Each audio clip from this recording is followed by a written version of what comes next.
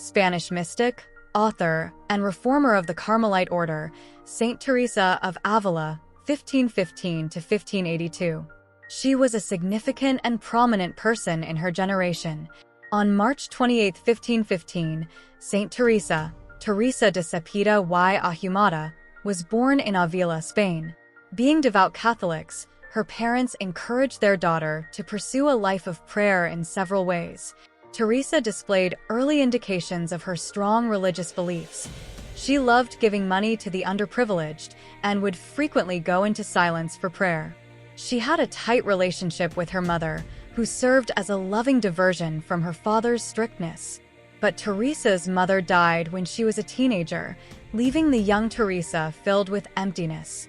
The young street Teresa describes her feelings of hopelessness and how, out of instinct, she sought solace from the Virgin Mary.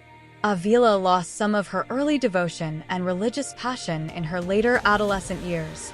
She described how she got interested in worldly affairs and appreciated having many acquaintances.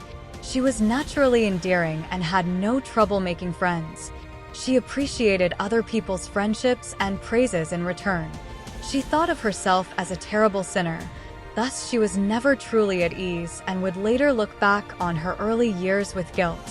But her father's strict religious standards, along with her own harsh self-evaluation, most likely contributed to her feeling of being a miserable sinner. Teresa's father made the decision to send her to a convent school when she was 16 years old. Teresa's desire in leading a spiritual life was rekindled by this, and she eventually made the decision to enlist in the Carmelite order. The restrictions of the convent were lenient at the time, maybe more so than when she lived with her father.